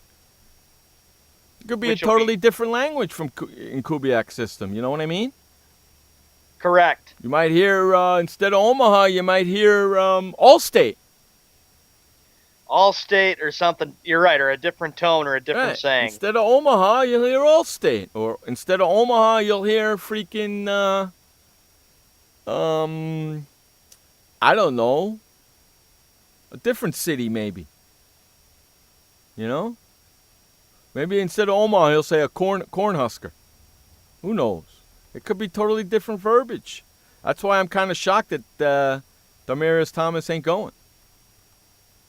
True. You know? There's going to be a pretty new system there. I'm kind of shocked over that. A trusted voice. Now we go to the Philadelphia Eagles. From Sam Bradford's past, helped the Eagles quarterback resist quitting football last year after he suffered a second devastating injury to his left knee in a span of 9 months. Jeff, this is a concern because I take a look at this story. Hey, Robin Inky, good to see you. I take a look at this story, and you look at Sam Bradford, and you're wondering, can he stay healthy, and can he take the Philadelphia Eagles deeper into the playoffs next year? I would not be shocked if the Philadelphia Eagles don't make the playoffs at all. I would not be shocked if Sam Bradford doesn't make it through the season. Yeah, this was a devastating injury, and I agree with you because 18-25-1 as a starting quarterback overall, that's not a very good statistic. And with the injuries he's had, that's a problem for the Philadelphia Eagles. I'm sorry, Browning in AA, but I had to point that out. I would not be shocked one bit at all if they don't make the playoffs. And I would not be shocked at all. And you know what? I'm not going to be shocked at all if St. Louis picks a quarterback in the draft either. Because don't be shocked if St. Louis picks a quarterback in the draft. Just because they have Nick Foles, don't mean they're happy with that. They can use Nick Foles to teach this young kid to come, and Nick Foles could be gone in 2 years. See, you wouldn't want to be you. And Jeff Fisher is a good coach. He's done, he did a great job when the Oilers, and then with the Tennessee Titans. He did a great job with that. He's done a fantastic job with St. Louis. He's done a fantastic job with St. Louis. I just was shocked, and so was the rest of the world when they traded Sam Bradford. I was shocked and surprised about that, too, because of the impact it had for both St. Louis and Philadelphia. Sam Bradford is 27. He missed the entire 2014 season after tearing his left ACL in a preseason game against the Cleveland Browns in August when he tried to step away from a defender in the pocket. It was the second time he tore that ACL, as he suffered the same injury in an October 2013 game against the Carolina Panthers. Right. So this is a concern for Philadelphia. The Eagles know that, hey, Bradford, we're going with you. You're the starting quarterback. You've got to be healthy. And for the Rams, it gives them a better advantage with Nick Foles. Nick is not bad. He's had some playoff experience. He helped the Philadelphia Eagles capture the NFC East Division back in 2013. It's going to be interesting to see what Philadelphia does with Sam Bradford and what St. Louis does with Nick Foles. It's going to be interesting to watch. I'm going to be paying attention to those dynamics right there. But I don't think Sam Bradford is the quarterback for that system. I don't know what Chip Kelly was thinking when he did that. Well, you know what? Chip Kelly, by bringing in DeMarco Murray, is going to take a lot of stress off of Bradford. That was the right move to do. Okay? He's got 3 or 4 different running backs. So you're going to see a lot of running backs with the ball in their hand, a lot of running backs coming out of the backfield, catching passes, short passes to the running backs. They're not going to do a lot of wide receiver stuff. I'm almost guaranteed you guys that he's going to have a lot of running backs coming out of the backfield, catching the short passes and having them go for those get yards after the catch, run the ball after the catch. That's what's going to happen. Every once in a while, you'll see them go long for the bomb for a wide receiver. But they don't have many good wide receivers on that team, do they? No, they don't. And for the Eagles, there's a lot of questions that's going to happen with DeMarco Murray. And, of course, I'd have to say, before we get to this second and final commercial update of the day, the question is, okay, you're saying, Jeff, that the Giants are the team that really it's their division to win, because you look at the Cowboys, you look at the Eagles, and you look at the Redskins. The 3 teams do not look good, and they're not going in a very good direction. But you still have to wonder if maybe Philadelphia can challenge the Philadelphia Eagles. Correct. Hey, let's run to our final update of the day. This update is brought to you by The Flipper. Are you tired of touching your toilet seat to flip it up or flip it down? Then head on over to flipperflipper.com and get your flipper today and never, ever touch your toilet seat ever again. It's called The Flipper, and it's at flipperflipper.com. Get yours today at flipperflipper.com. Take it away, Sean Mann, with the final update of the day. All right, Jeff, thank you very much. 31 minutes after the hour on the 30th of March, 2015, Monday. In the NHL, here are the games that we have for tonight. It'll be the Lightning taking on the Canadiens, Canucks at the Blues, Kings at the Blackhawks. That game is on the NBC Sports Network. Starts at 8:30 p.m. Eastern Time, 5:30 p.m. Pacific Time. Flames at the Stars, Oilers at the Avalanche, and lastly, it'll be the Sabres taking on the Coyotes. In Major League Baseball, spring training action coming on, going, and finishing up. In the Grapefruit League, the Blue Jays, they lead the Astros by a score of 5-4. The Red Sox and the Twins are playing right now in spring training. It's the top half of the second inning. Braves 4, Tigers 2, Pirates 18, Phillies 4, Cardinals 6, Nationals 2. The Orioles and the Rays, that game ends in a 6-6 tie. In the American League, actually in the Cactus League, the Indians, they lead the White Sox 4-1. The Athletics 11, Rockies 2, Mariners 5, Angels 3, Royals 11, Rangers 7, the Cubs 8, Giants 5, Padres 6, Reds 3, the Dodgers over the Diamondbacks by a score of 4-2. In the NBA, here's the action for tonight. The Celtics are playing the Hornets. Right now, it's a 26-24 Celtics lead against the Hornets. The Lakers and the 76ers with a 9-point lead, 26-17. Bucks at the Hawks, Rockets at the Raptors, Kings at the Grizzlies, Jazz at the Timberwolves, and lastly, it'll be the Suns taking on the Trailblazers. In the NCAA tournament, we're down to the final 4 teams. 2 teams will be going to the national championship a week from today. And here's the final 4 that we have. You have Kentucky going up, number 1 Kentucky against number 1 Wisconsin. And the other matchup that we have, this is for this upcoming Saturday night, you've got Duke taking on number 7 Michigan State. That is the final update for Sports World Radio. The update is brought to you by the Flipper at flipper.com. When we come back from this commercial break and update, Jeff and I, Sean Mann, will have more sports talk for Sports World Radio. Be right back after the commercial break. Welcome to the Man Manual. Man comes with a multifunctional casing known as skin. It is remarkable. Warning, standard body wash can cause damage to man's skin. Maintain it properly with Dove Men Plus Care Body Wash. It cleans man and protects skin from dryness. This will keep man's skin remarkable, even under extreme testing. Dove Men Plus Care Body Wash. Skin care built in. Also, freshen man's exterior with new Aqua Impact Body Wash. Why does consultant Jerry Howell stay at La Quinta? Can you come back tomorrow? Because only with La Quinta can Jerry instant hold the room tonight using just his phone number. And then power down for tomorrow on his pillow top bed. And when Jerry's refreshed, you know what he does? We need ideas, people. Think. Synergistic integration. Genius. He thinks outside the box. I'm going for it. No. La Quinta Inns and Suites take care of you so you can take care of business. Instant hold your next stay on your smartphone at LQ.com. La Quinta. Hi, I'm Montel Williams. Most of you know me as a talk show host, but I'm also an author, actor, single father of 4, a fitness writer, avid snowboarder, and I'm also a medical marijuana patient. Like many of the million people who are living with multiple sclerosis, I'm in pain every single day. And sometimes my nerves are so raw that if you brushed up against me in an elevator, I'd scream. I can't sleep at night from the pain, and sometimes the spasms in my legs are so intense they will wake me up throughout the night. I've tried the strongest prescription medications available, and I'm going to tell you, they do not work. In fact, they leave me in a stupor, and most of the time, it's impossible to even live your life. Now, I've tried medical marijuana, and I'm going to tell you something, it works. If you'd like more information about medical marijuana, you can contact the Marijuana Policy Project at mpp.org or call 1-877-JOIN-MPP.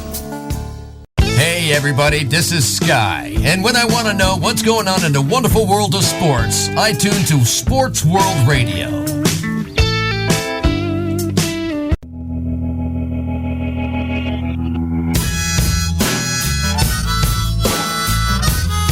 Welcome back to Sports World Radio. Jeff Escal, Sean Mann, bringing you the fastest 2 hours each and every Monday night, each and every Monday through Friday.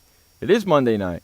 Monday through Friday here, 6 on the East, 3 on the West, and if you live in the Central, figure it out for yourself. Where are we going next, buddy?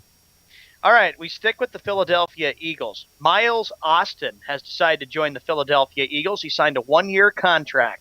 The report said that Austin will get a deal worth, Jeff, $2.3 million with an additional $700,000 in incentives. So another ex-Cowboy? That's right, Miles Austin. It's with Philadelphia now? So now they got themselves a wide receiver, right? That's right. And see what I was saying earlier? Now they got their deep threat. They got a whole bunch of running backs. Philadelphia could challenge the Giants when you think about it. It just depends on the health and the status. But let me ask you a question. All the moves that they made in the offseason were all offensive moves, right? That's right. They didn't make any defensive moves, did they? No, they didn't. And I don't know what Chip Kelly is thinking. And I know a lot of people are saying, what is Chip Kelly trying to do with this team, trying to do the offense? Miles Austin, of course, as you pointed out, he's 30 years old. He spent the 2014 season with the Cleveland Browns after 8 years with the Dallas Cowboys. That has to make Jerry Jones very steamed about this. He's picking up all the ex-Cowboys, man. I don't know what Jerry Jones is trying to think and what he's trying to do. Like yesterday, I was watching the game with when Duke was playing Gonzaga, and of course it had Tony Romo and Jason Garrett. They were both wearing Duke gear, and I'm like saying, shouldn't you guys be thinking about trying to improve your team instead of going to a college basketball game? No, it's the offseason. They can go to a college basketball game, but why they're rooting for Duke is beyond me. I know why they're rooting for Duke is because that's where they're going. That's where Romo practices in the offseason at the University of Duke. That's right. He works out. Yeah, that's where he works out in the offseason. But come on. Running over there into all the Dookie land and getting Dukes are celebrating the Cowboys. And during football season, I can guarantee you something right there. If you're not a Cowboy fan, you ain't rooting for that son of a bitch, so why clap for him now? Answer me that one, you dumbasses. Are all you people Cowboy fans? No. Then don't clap for this son of a bitch. Just because he's rooting for your team now don't mean you're going to like him during the football season, does it? Exactly. You hypocrites, you. Coach Chip Kelly, going back to it, believes that the Philadelphia Eagles have excellent depth at the wide receiver. The only issue with the Philadelphia Eagles remains, what are they going to do with their defense? Do they need to add another cornerback, another safety, or defensive lineman? That's right. What are you going to do with your defense? If your defense can't stop the offense, it doesn't matter how many freaking touchdowns your offense scores. Your defense better be awesome. And for Dallas, you better start countering with doing whatever you can to be competitive. You just won the NFC East division last year, but you lost to Marco Murray. You're going to bring back Dez Bryant because of the franchise tag. The next option that the Dallas Cowboys need to do is do whatever they can to bring Adrian Peterson to Dallas, because the Giants and Philadelphia are going to be two teams that are trying to challenge them. The Redskins, they aren't going anywhere because we know about the quarterback controversy, but the quarterback and the coach controversy between RG3 and Jay Gruden. I hope they do bring in Adrian Peterson, because that'll just prove how much of a liar Jerry Jones is. That'll just prove how much of a liar Jerry Jones is. And think about the popularity of Jerry Jones, about how when Dallas blew it on the final night against the Eagles, there was a lot of people booing him in Dallas because people were so fed up with how the years had gone where they'd had 3 epic 8-8 chokes. I'm telling you, man, I hope they do. Because I'm going to laugh the laugh of the laugh. And then it won't be long, and July will be here, and Jerry Jones says, with Adrian, he'll say something like this. He'll probably say, with Adrian Peterson at running back and Tony Romo at quarterback and our offense ready to go and our defense, he goes, I think it's going to be a good year for the Cowboys. And I'm going to call you a hypocrite all season long. I'm going to call you a hypocrite all season long, Jerry Jones. And you want to know why? Because you said you wouldn't pay DeMarco Murray $5 million or more than that, what he's worth. But meanwhile, you're giving Adrian Peterson $13 million, who didn't even play football last year and don't know how good he is yet? You're a hypocrite. You're a stinking hypocrite if you do it. He's going to open up his mouth at some point. If I'm Minnesota, something big. And if I'm Minnesota, the only way to get Adrian Peterson is by trade. I'm going to make you trade the house for him. You want him that bad? You're going to give me everything you can for him. It's going to be that simple. You have to figure out and have to look at all the big factors here. The Vikings, apparently, since I have family that lives in St. Paul, I talked with them, Jeff, and they said that they believe that Adrian could end up with the Vikings and have a chance to be a threat in the NFC North. I don't believe that one bit. You know what's going to happen. I'm telling you right now. The only way he can leave Minnesota is via trade. They don't trade him. He has to play for Minnesota. And that is a big loss for Jerry Jones. They don't trade him. He has to play for Minnesota. The only way he does not play for Minnesota is if Minnesota trades him. And guess what? If Dallas Cowboys want him, if I'm Minnesota, I'm building a defense with all these trades.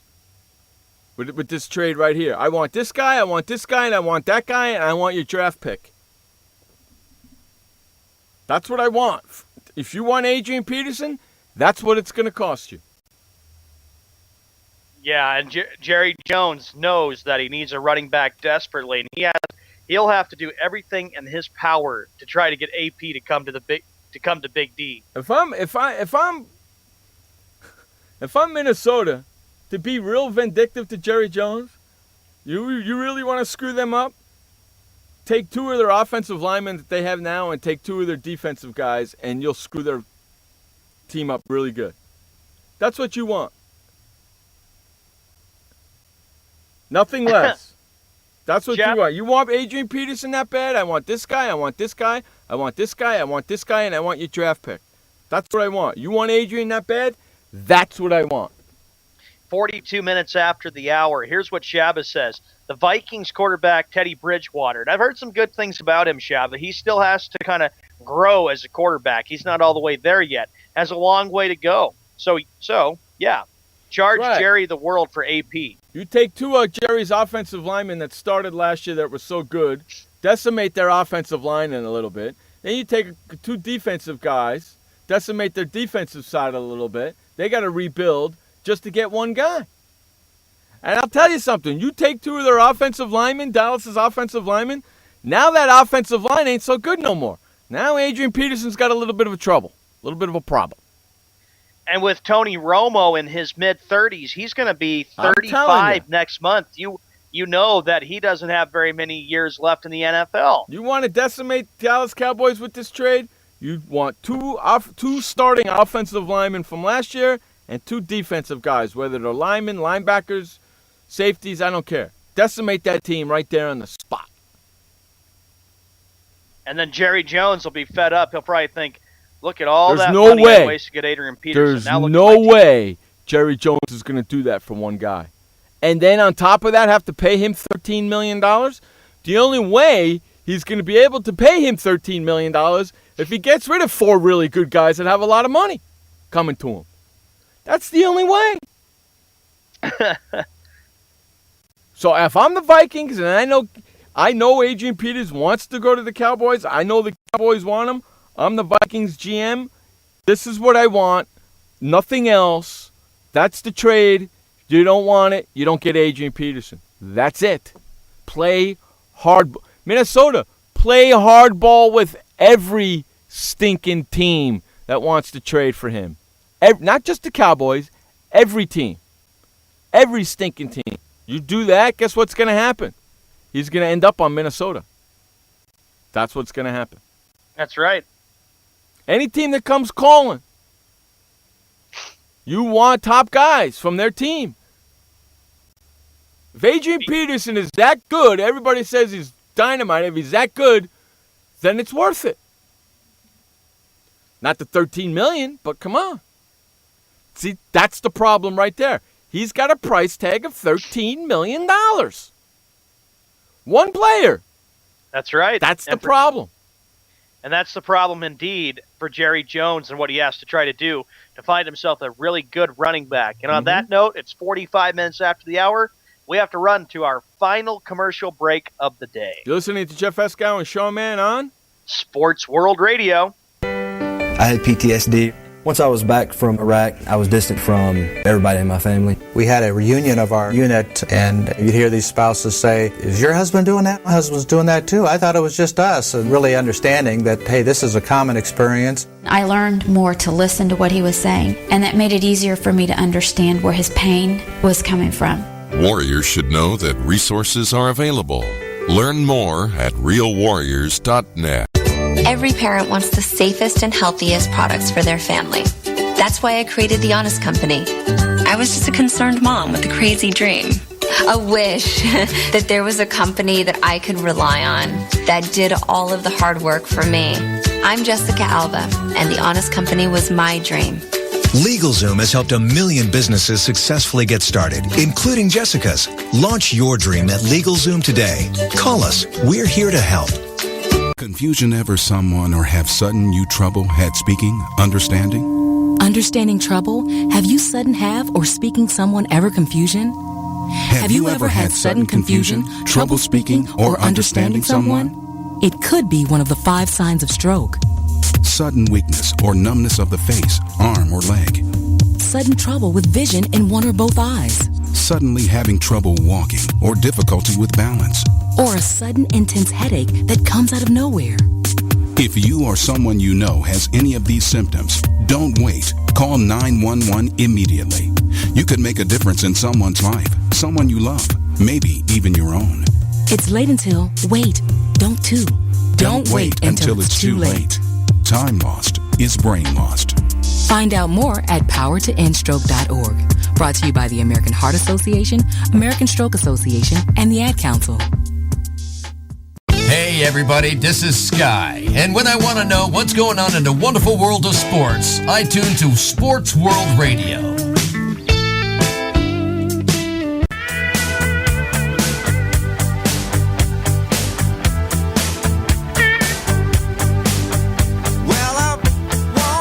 Welcome back to Sports World Radio, final segment of the day. Been a really fast show, hasn't it, Sean? It's been a very fast and a very quick show. Very fast, quick show today. Really quick. What did I say the score was, Sean? I believe you said it was 45-34. No, it was 35-30, 35-34. No, that's wrong. You're right, 45-43. Oh, 45-44. Dayton over UConn in the first half. Women's. Dayton over UConn. That's pretty freaking crazy, huh? At halftime. It's crazy and it's nuts. UConn is the best women's team out there, and they're losing by 1 point to Dayton. Wow. Oh, boy. Well, that's only halftime, though. Watch Connecticut women's come back. 44-43. I'm sorry. 44-43, Dayton over Connecticut. The Elite Eight. Dayton, the 7th seed, leading number 1 Connecticut, number 1 overall in the tournament, 44-43, halftime. Crazy. How crazy is it that the women's NCAA tournament is played during the week? That's kind of crazy if you get my drift. Yeah, they play during the week. And we know that next Monday is the finals, correct? Saturday night is the Final Four, the first 2 games, and then Monday is the final game, correct? Yep, the national championship. Correct. And you know what Tuesday is? Tuesday's the women's national championship. Correctamundo, my friend. Boy, you do follow basketball, don't you? That I do. You rat bastard, you. You do follow. And then everybody will start thinking about the NBA playoffs. No. Yeah, you're right. NBA playoffs and MLB. MLB season starts on Sunday night, and of course next Monday, so everybody will be getting ready to go. And of course, MLB starts the Sunday NBA night. Playoffs start April 18th. MLB starts Sunday night, right? That's right. So isn't Sunday Easter? Sunday is Easter, correct? So it starts on Easter Sunday, huh? That it does. Wow, it starts on Easter Sunday. All you Catholics out there, enjoy your Easter. It's just another Sunday. In fact, I had a conversation with my father today because Passover is coming. That's right. In the Jewish religion, Passover is coming. So my dad said, what do you want to do for Passover?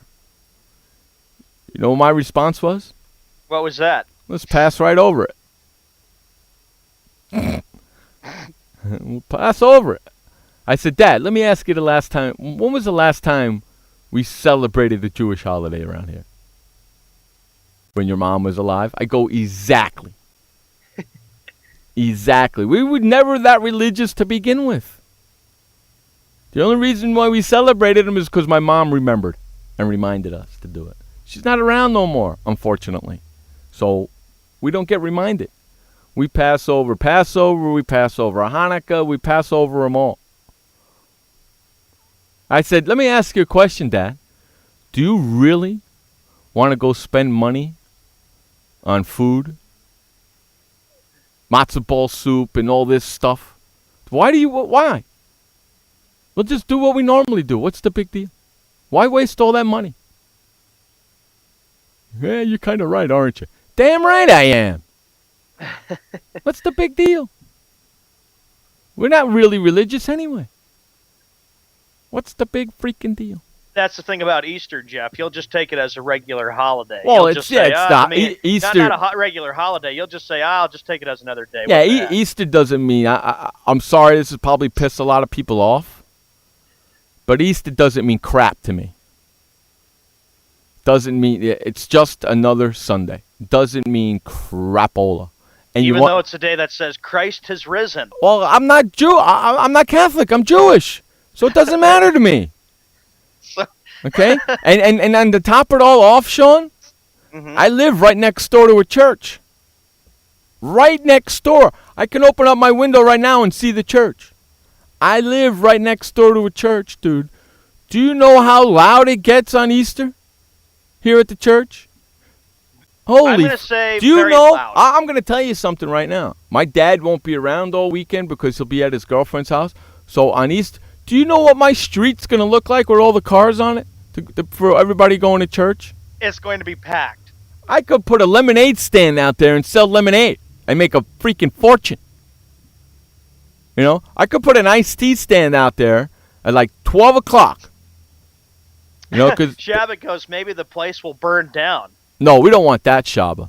No, we don't want that. Not at all. We don't want that. But, I'm telling you, if I was a prick, I would stand out right in front of my house and charge people to park in the street right in front of my house. If I really wanted to be a prick. I would put crap in the spots where people couldn't park, like tables and chairs and stuff like that where they couldn't park. Piss people off. But I'm not. This place on Sunday where I live is going to be a nut house. It's going to be crazy here. I'm sure everybody, though, has their memories about how special Easter was for their childhoods, though, Jeff. I'm Jewish. I never, ever celebrated Easter, dude.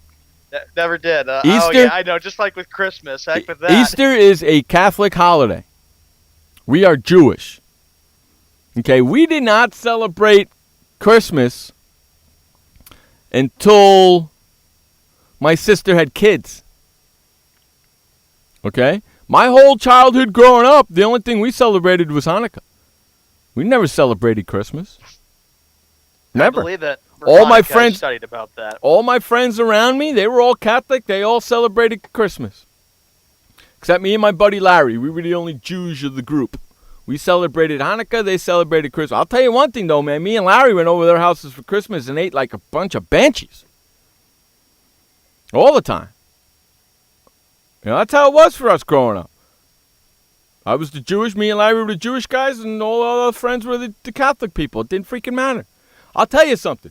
Growing up, I lived next to a synagogue growing up. Okay, now I live next to a church.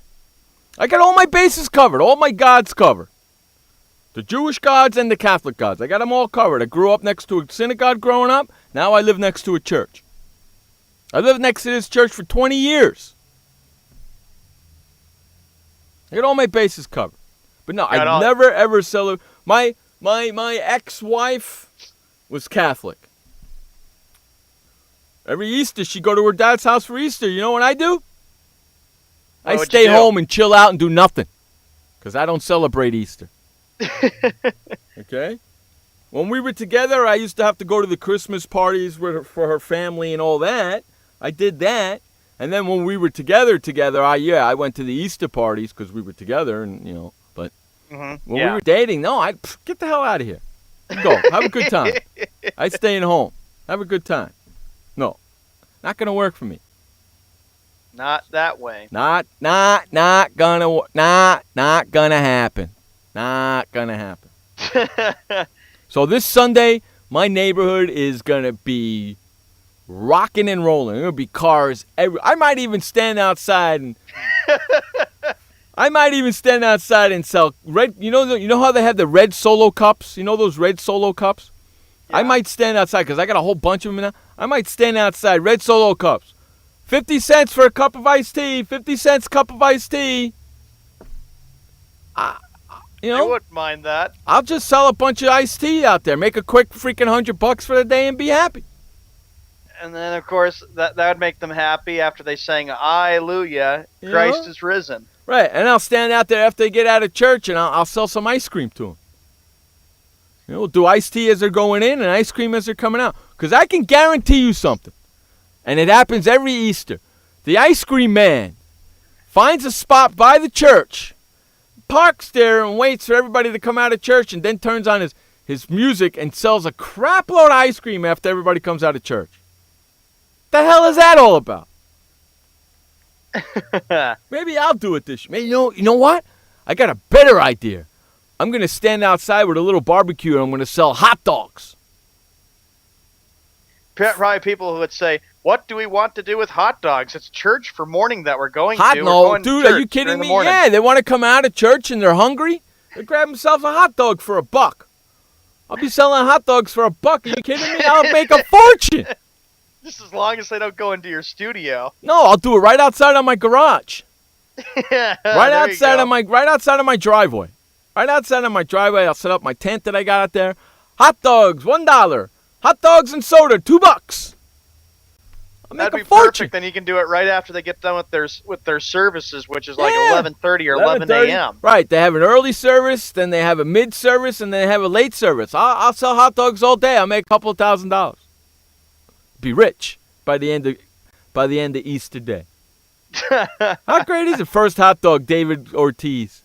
First hot dog I'm going to sell is the David Ortiz and the Big Pop and the Panda, the fat bastards, both of them. Oh, jeez. That'd be pretty funny, though, huh? I'll sell some hot. I'll tell my sister, Nicole, do me a favor. Go over to Costco, because it'll be Saturday. She'll be off. Go over to Costco and buy a couple of huge packages of hot dogs and buns. And buy the packets of mustard and ketchup and relish. Because we're going to sell hot dogs. I'm going to sell hot dogs all day on Sunday for Easter. And sell them for $1 a hot dog. We'll make a fortune. Probably the children will say, "No, we don't want any hot dogs. We enjoyed our Easter candy and our Easter egg hunting." Are you kidding me? They're going to be loving, Mom, Daddy, I want a hot dog. I want a hot dog. Mommy, Daddy, give me a hot dog. I'm telling you. And then you know what we'll do? I'll have somebody standing out there taking video of me doing it with my iPad so I could put it on Facebook and show you guys how I spent my Easter. How you spent Easter? That'd be pretty funny, wouldn't it, Sean? It would be funny, but I was probably thinking, oh, Jeff will probably enjoy NBA, but I guess you can put NBA on hold and I'll just sell hot dogs. Yeah, sell and of course, hot there'll dogs. Be some basketball action. Yeah, sell some hot dogs Easter afternoon. on Easter Sunday and make some money. No, you know what I'm going to do on Easter? I'm sleeping until 2, 3 o'clock in the afternoon. Screw it. That's what I like to do. Just sleep in every Sunday. Hey, you know what? That's our time. We got to get the flock out of here. That we do. I want to thank everybody for listening to us today. We had a lot of fun. Thank you for trooping through, Mr. Sean, even though your allergies are kicking in. I appreciate it. You're welcome. Thank you very much. Remember, everybody, you only have one life to live. Live it long, live it strong, and live it proud. And please don't forget, life may suck, but the alternative is unacceptable. For Sean Mann, I'm Jeff Escal. This has been Sports World Radio. Peace out, bitches. Later. Hey, boys, Stimpy. We sure had fun today, kid. So long, kids. Come on, Stimpy, say goodbye. Where are we going? The show.